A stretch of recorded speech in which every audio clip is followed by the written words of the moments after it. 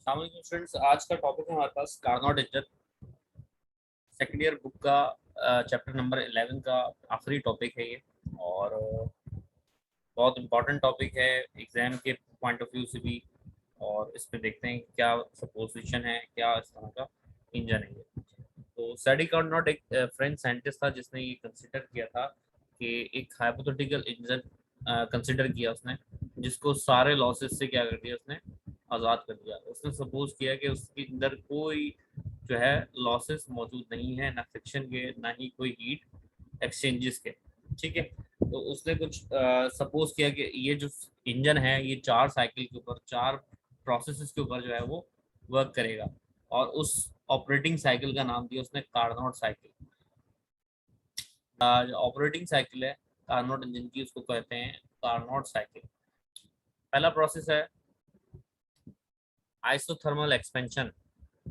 Isothermal expansion एक ऐसा process है जिसमें हीट जो है वो सप्लाई की जाती है ऑब्जेक्ट को, और उसका टेम्परेचर क्या किया जाता है, सेम रखा जाता है। फॉर एग्जांपल एक्सपेंशन की बात हो रही है, तो एक कंटेनर मैंने सपोज किया है।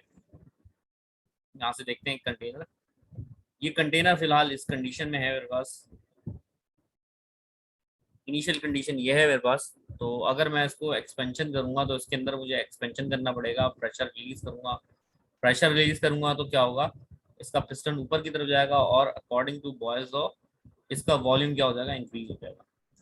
वॉल्यूम इंक्रीज हो गया, प्रेशर रिलीज हो गया। अब जब वॉल्यूम जब इंक्रीज हो गया तो इंक्रीज होने से इसका जो टेम्परेचर होगा वो क्या होना शुरू होगा, फॉल होना शुरू होगा।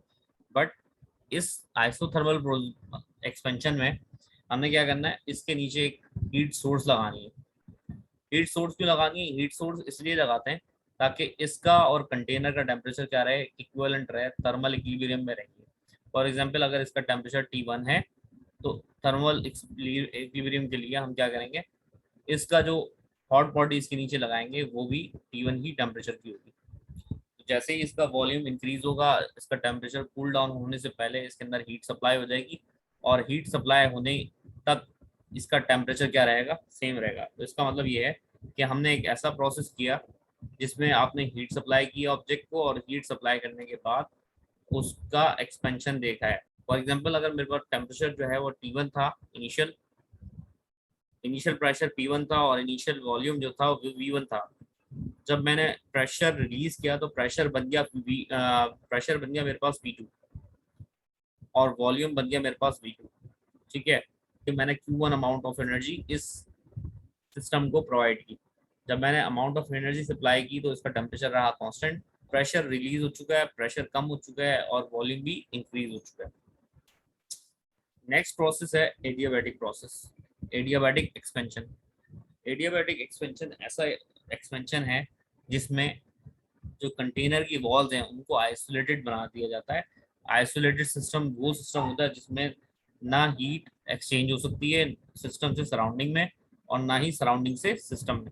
ठीक है, तो हमने अभी भी क्या करना है, एक्सपेंशन ही करना है। एक्सपेंशन का मतलब है कि दोबारा प्रेशर को रिलीज करना है।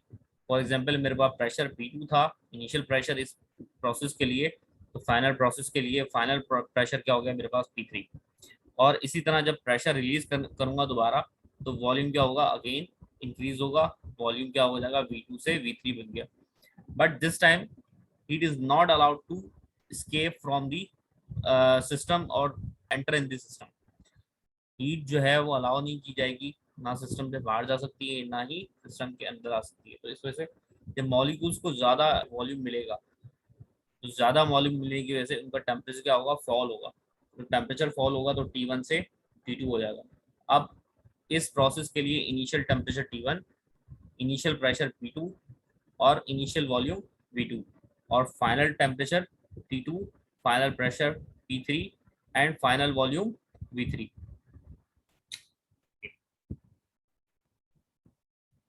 नेक्स्ट प्रोसेस है आइसोथर्मल कंप्रेशन। कंप्रेशन में क्या होता है, प्रेशर जो है वो इंक्रीज किया जाता है और पिस्टन को नीचे की तरफ लाया जाता है। जब पिस्टन जो नीचे की तरफ आएगा तो वॉल्यूम क्या होगा, डिक्रीज होगा। जैसे हम इस प्रोसेस में देख सकते हैं कि आगे वाले प्रोसेस में वॉल्यूम क्या किया जा रहा है, वॉल्यूम कम किया जा रहा है, प्रेशर को इंक्रीज किया जा रहा है। तो जब हम प्रेशर को इंक्रीज करेंगे तो वॉल्यूम क्या होगा, डिक्रीज होगा। तो ऐसे प्रोसेस को कंप्रेशन कहते हैं। आइसोथर्मल का मतलब वही है कि आपने टेम्परेचर को क्या रखना है, कांस्टेंट रखना है। अभी इनिशियल कंडीशन जो इसके लिए आइसोथर्मल के लिए है टेम्परेचर की, वो है T2।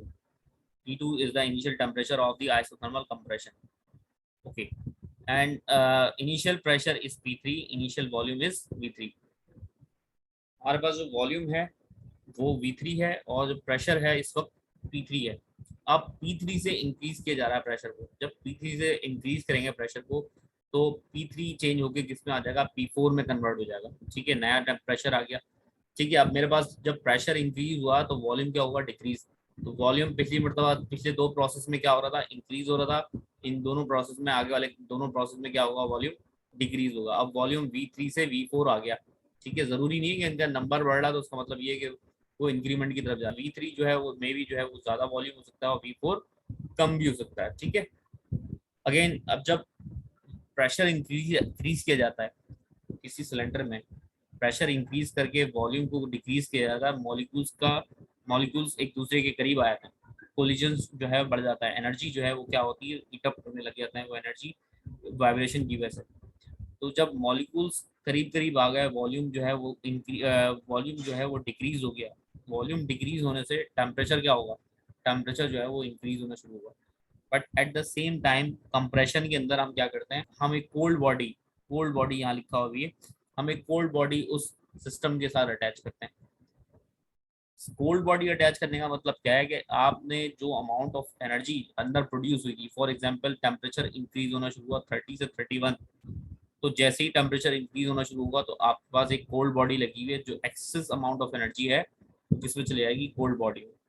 क्या होगा, कोल्ड बॉडी के अंदर आप वो अमाउंट ऑफ एनर्जी क्या करेंगे, सिंक। ठीक है, Q2 अमाउंट ऑफ एनर्जी जो है वो चली जाएगी कोल्ड बॉडी की तरफ, सिंक हो जाएगी। ठीक है, तो एक्सेस अमाउंट ऑफ एनर्जी वहां चली गई। टेम्परेचर अगेन क्या रहा आपके पास, कांस्टेंट। तो T2 अगर टेम्परेचर था, इसके फाइनल में हमारे पास T2 फाइनल बन रहा था, तो इसके लिए क्या बन गया, इनिशियल।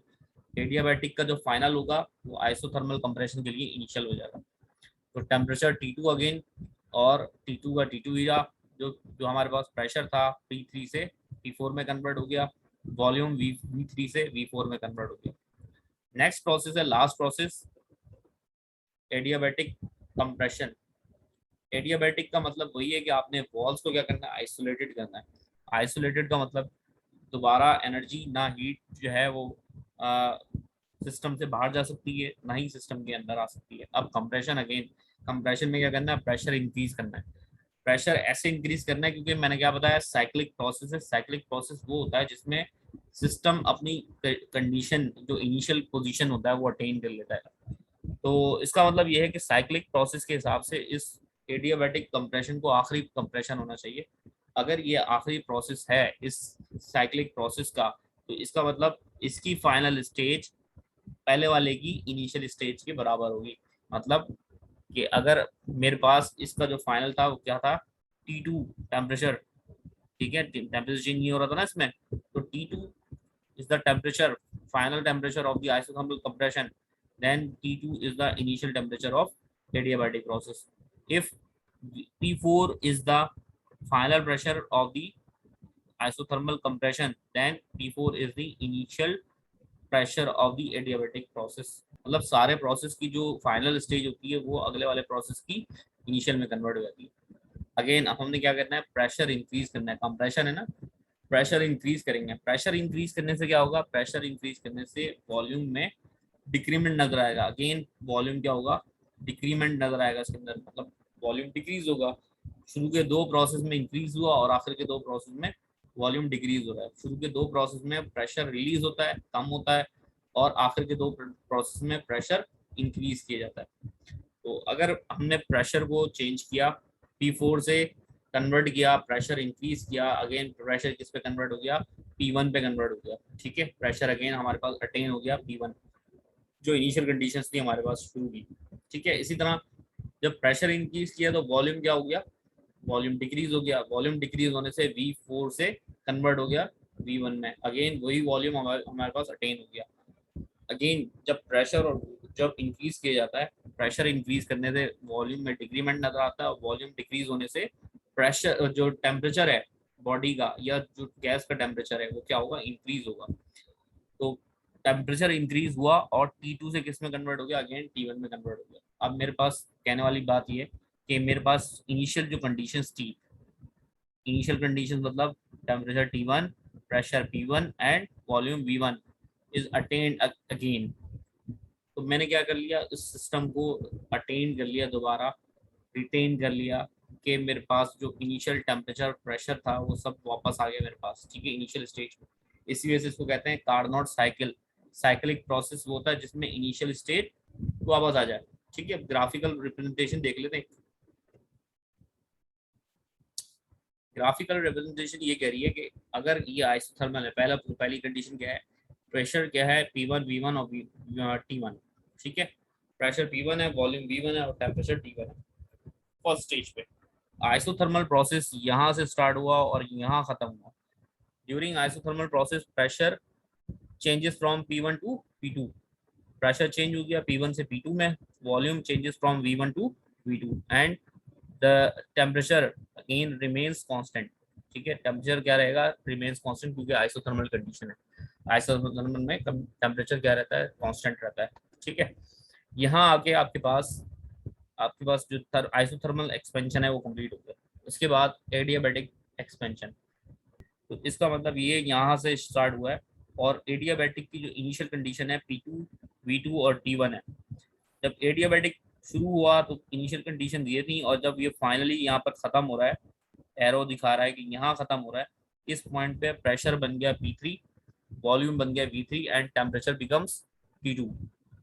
टेम्परेचर क्या हो गया, T2 हो गया। अब दो एक्सपेंशन हमारे पास मौजूद हैं, जो दोनों के एरो नीचे की तरफ हैं, दोनों के एरो यहाँ पर आ गए, ठीक है। प्रेशर कम हो गया, ऊपर से नीचे देख सकते हैं आप, यहाँ पे प्रेशर ज़्यादा था, यहाँ कम हुआ, और यहाँ पे और ज़्यादा कम हो गया प्रेशर। इसी तरह वॉल्यूम यहाँ जो है बहुत कम था, यहाँ वॉल्यूम बढ़ गया, और उसके बाद यहाँ पर और ज़्यादा बढ़ गया, ठीक है। अब रिवर्स कंडीशन जो हमने लास्ट प्रोसेस पढ़े, आइसोथर्मल कंप्रेशन, ये प्रोसेस है आइसोथर्मल कंप्रेशन का। अगर मैं कहूँ कि यहाँ से स्टार्ट हो रहा है आइसोथर्मल कंप्रेशन, जो इसकी इनिशियल पोजीशन है प्रेशर P3, वॉल्यूम V3 और टेम्परेचर T2। आइसोथर्मल में मैंने क्या बताया कि टेम्परेचर कांस्टेंट रहेगा, तो T2 से अगेन T2 ही रहा, टेम्परेचर कांस्टेंट नहीं हुआ। हाँ, प्रेशर में चेंज आया, P3 से P4 बन गया, P3 से V4 बन गया। ये पूरा कंप्लीट यहाँ पर एक कंप्रेशन यहाँ कंप्लीट हो गया, ठीक है। उसके बाद अब लास्ट प्रोसेस एडियाबैटिक कंप्रेशन यहाँ से स्टार्ट हो रहा है। इसकी इनिशियल कंडीशन क्या है, P4 V4 और T2। तो जब यहाँ से शुरू होगा, इनिशियल कंडीशंस ये हैं, और फाइनल कंडीशन यहाँ, एरो देखो यहाँ पर जा रहा है ऊपर, यहाँ पर आ गया। अगेन क्या रिटेन हो गया हमारे पास प्रेशर P1, वॉल्यूम V1 और टेम्परेचर T1 अगेन रिटेन हो गया, हमारे पास वापस हासिल हो गया। ये है पूरा साइक्लिक प्रोसेस, ठीक है। दो में एक्सपेंशन देखा हमने, दो में प्रेशर रिलीज किया, और दो में प्रेशर क्या किया, इंक्रीज किया। जब प्रेशर यहाँ से यहाँ जा रहा है तो प्रेशर में इंक्रीमेंट नजर आ रहा है, और इसके बाद यहाँ से यहाँ तक प्रेशर में और ज्यादा इंक्रीमेंट नजर आ रहा है। ये एक ग्राफ है। एफिशिएंसी की बात कर लेते हैं, कार्नोट की एफिशिएंसी के बारे में बात करते हैं। तो हमारे पास जो एफिशिएंसी का फॉर्मूला है वो है आउटपुट अपॉन इनपुट, ठीक है। अब हम कह सकते हैं कि हमने जब एफिशिएंसी की बात करी तो output upon input multiply by 100, ये हमारे पास एफिशिएंसी है। बट इसमें जो आउटपुट मिल रहा है हमें क्या मिल रहा है, इसमें जो आउटपुट मिल रहा है हमें वर्क डन मिल रहा है, और जो इनपुट हम दे रहे थे स्टार्टिंग में वो क्या दे रहे थे, Q1 अमाउंट ऑफ एनर्जी दे रहे थे। But according to first law, delta Q equal to Q1 minus Q2, जब हम फर्स्ट लॉ और सेकंड लॉ की बात करते हैं तो हमारे पास पता लगता है कि जो वर्क है वो किसके बराबर है, Q1 माइनस Q2। जो आपने हीट सप्लाई की उसमें से माइनस करते हैं जो सिंक होगी, ठीक है। Q1 is the amount supplied to the system and Q2 is the amount of energy rejected by the system to the sink, ठीक है। जो बच जाता है उसके बाद वो वर्क हो जाता है। यहाँ पर आ गया W की जगह Q1 माइनस Q2। अब हम एलसीएम ब्रेक कर देते हैं, Q1 और Q1 से Q1 जो है कैंसिल हो गया, तो यहाँ बचेगा 1, और इसी तरह Q2 upon Q1 as it is multiply by 100 क्यों कर रहे हैं, ताकि एफिशिएंसी का जो आंसर है वो परसेंटेज में है। अब मैं कह सकता हूँ जब Q1 अमाउंट जो है वो हीट सप्लाइड है और वो किसको रिप्रेजेंट कर रही है, T1 टेम्परेचर को रिप्रेजेंट करी, तो हम कह सकते हैं कि Q2 वो अमाउंट है जो हीट रिजेक्टेड है और वो कोल्ड बॉडी से रिलेटेड है। तो हम Q1 और Q2 अपॉन Q1 के रेशियो को बराबर कर सकते हैं T2 अपॉन T1 के रेशियो से। इसी तरह हम क्या कह सकते हैं, Q2 अपॉन Q1 की जगह रिप्लेस कर सकते हैं हम T2 अपॉन T1। तो ये दो फॉर्मूले हैं हमारे पास एफिशिएंसी के, और यहाँ जो है ये कार्नोट का कंप्लीट टॉपिक खत्म होता है।